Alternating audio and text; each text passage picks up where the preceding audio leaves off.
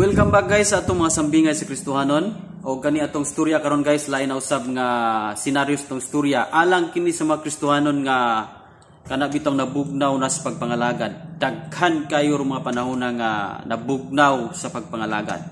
O niya kini atong sambingay daghan ata mga na-upload nga storya nga daghan kang makatunan para kini sa mga Kristohanon nga nangalagad sa Ginoo. So guys, ayaw kalimot sa pag-share niini nga video after mahuman nimo ni para daghan usab nga mga Kristohanon nga maka-realize nga daghan gyud kayong mga nagkumpiyansa karong mga panahon na.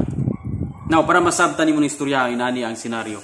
Adunay usa ka amahan ug anak nga kining anak nangarastigol siya nga musakan ining taas kayong lubi kay magkuha siya og butong.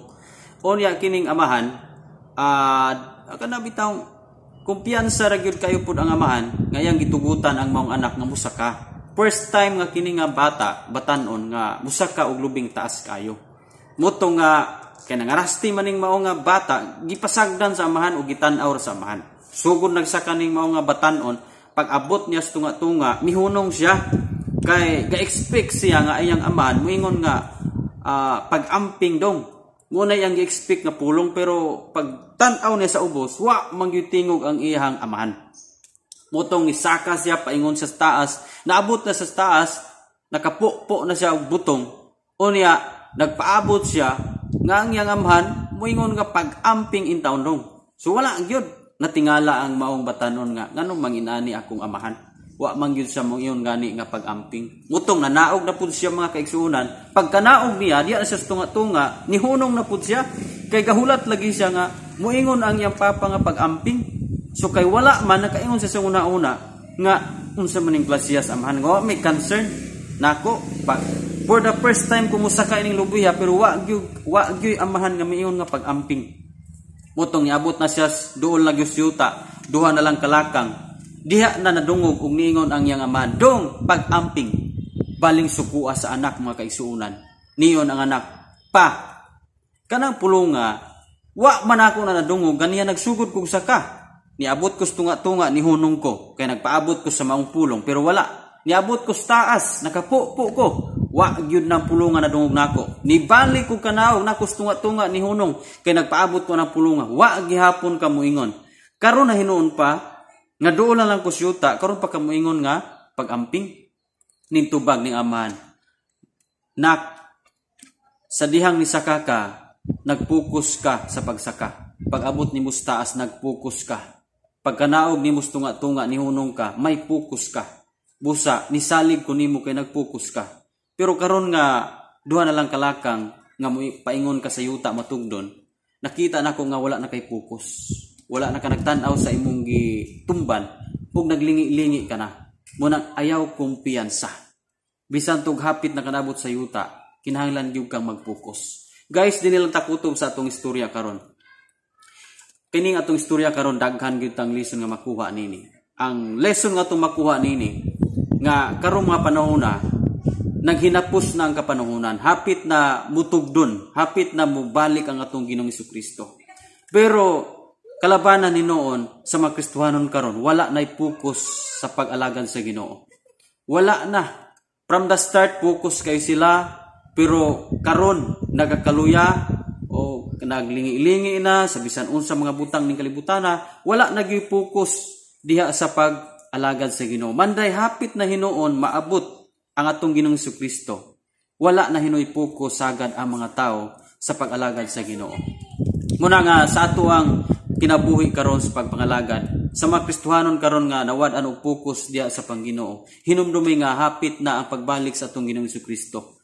Kung kaniadto may focus ka pag-ayo, focus ka sa pag-ampo, focus ka sa pagpangalagad, unya karon na hinuon nga hapit na ang pagbalik sa atong Ginoong Hesukristo, diha na hinuon ka mawad og focus. Munang kini nga sambingay kini nga video makatabang kini kanimo nga ma-realize nimo og nako nga karon dapat nga mangusog ta kay naghinapos na. Karon dapat kita mga Kristohanon, karon ta dapat nga mangusog sa pagpangalagad. Karon ta dapat mag-init sa pagpangalagad. Karon ta dapat mag-focus. Pero kalabanan ang nahitabo karon. Daghan kayong mga nakapadisturbo sa atuang hunahuna o sa atuang kasing-kasing nga diin nalayo kita sa atong focus o pagtan-aw diya sa pag-alagad sa Panginoon. Muna nga akong hangyo sa matag usa nga ay di gyud nato kalimtan nga hapit na gyud ang pagbalik sa atong Ginoong Kristo. Guys, dapat ma-realize nimo kung unsa mahinungdan nga nawala imong focus karon sa Ginoo. Wala ko kabulo kung unsa hinungdan kung nawala ang imong focus sa Ginoo, pero ingnon di ka kini nga video nadunggan nimo para i-remind ka sa Ginoo nga hapit na ang iyang pagbalik.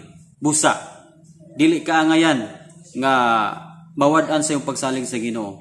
Dapat kabalo kang kung kapila man ta nahapla, kapila man ta na dagma sa pagpangalagad. Kabalo ra gyud tang mubangon, kabalo gyud tang mubalik diya sa pag-alagad sa Ginoo. Ayaw tuguti nga ang imuha karon nga gipukusan. Kung dili na pang Ginoo ang imong gipukusan karon. Kung nabahin ang imong hunahuna tungod lang anang mga imong gipukusan karon nga sukwahay o lahi sa Pangginoo. Ayaw gyud tuguti o ayaw gyud na pasulabihi nga dili ka makabalik sa pagpokus sa pag-alagad sa Ginoo. Dili pa ulahi ang tanan, napatay tsansa nga makabalik sa tiilan sa Ginoo. Busa kini nga video challenge kini, alang kini sa mga Kristohanong nabugnaw. Daghan kay hinungdan nga nabugnaw kita sa pagpangalagad. Pero ang atong Dios nga atong gilagaran, dili sa gusto nga mabugnaw taning mga panahon nga naghinapos. Kay matud pa sa Revelation chapter 3 verse 16 to 18 nga nagyon siya nga kung bugnaw lang ta ug kung init-init dili kita tinuod nga init ug dili puta tinuod nga bugnaw, matud pa niya nga isuka ko, iluwa ko. Muna nga dili gusto ang Dios nga init-init ta ug dili gusto ang Dios nga bugnaw-bugnaw ta. Kun dili tinuod gyud ang init nganuman aron gyud ta magamit. Muna nga ang gusto sa Dios nga sa atong pag-alagad sa Ginoo magamit gyud ta. Daghan na kay mga Kristohanon karon nga di na gyud magamit. Wala na gyud gamit tungod kay nabugnaw ang ilang espirituhanong bahin sa pag-alagad sa Ginoo. Ayaw tuguti nga ang imong espirituhanon magkabugnaw kundili mubalik gyud ta.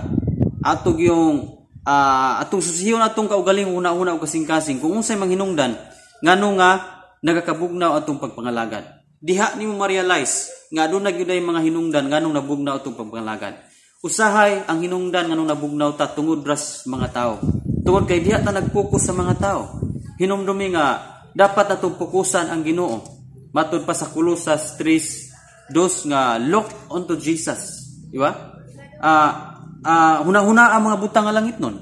Ayaw ang yutan-on. Matud pa sa Hebrews nga look unto Jesus, the finisher of our faith. Diya gyud ta mutan-aw sa Ginoo kay nganuman kung mutan-aw taron sa palibot sa mga tao, kung diya ta mutan-aw makawala kini sa atong focus sa Ginoo.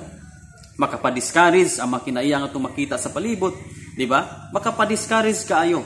Pero kuhaig base ang life ni Noah. Bisan ang palibot grabe nagkahimtang, grabe na ang kadautan ng mga tao, pero wala nag-focus si Noah sa kadautan sa mga tao. Nag-focus siya sa buluhaton nga gitaha sa Ginoo diya kaniya. That's why si Noah wala siya nawad ing pagsalig sa Ginoo. Wala nawala ang iyang focus sa Ginoo. Bisan ang Ginoo nag-instruct niya pagamon siya arka aron nga lunupan ang tibuok kalibutan o ihang laglago ng mga tao. Wala nawad ipaglaom si Noah. Kay kabalo siya nga ang Dios nga iyang galagaran, ang Dios nga naghatag nagtahas, kabalo nga muluwas sa mga tao nga adunay focus diha kaniya. Guys, focus gyud ta sa atong pag-alagad. Mga itag pasaylo sa Ginoo kung adunay panahon nga nabugnaw ta. Pero kung nabugnaw karon, dili gusto ang Ginoo nga padayon ka pagkabugnaw. Challenge kini nga mobalik ka sa Ginoo. Ayaw tuguti nga bugnaw lang yung kasigi. Naagi panahon mobalik ka stilan sa Ginoo. Ngayo tag pasaylo aron mobalik atong kainit sa pag-alagad sa Ginoo. Guys, dili lang ta kutob sa atuang sambingay and hopefully nga kay daghan nakatunan ini nga storya o kung daghan kang nakatunan ini paki-share lang sa mga kaubanan natong mga Kristohanon para daghan usab nga makabalo nini o makarealize sila sa ilang pagkabugnaw karon nga daa pa yung chance nga mobalik kita sa pagkainit sa pag-alagad sa Ginoo. So ayaw kalimot kung bago pa kaninga channel sa pag-subscribe para updated ka sa daghan pa natong mga istorya. God bless. Pwede po ka mutanaw nini nga video, daghan po ka makatunan. I-click lang ni dikta mo play ra ni Glory to God yan tanang himaya.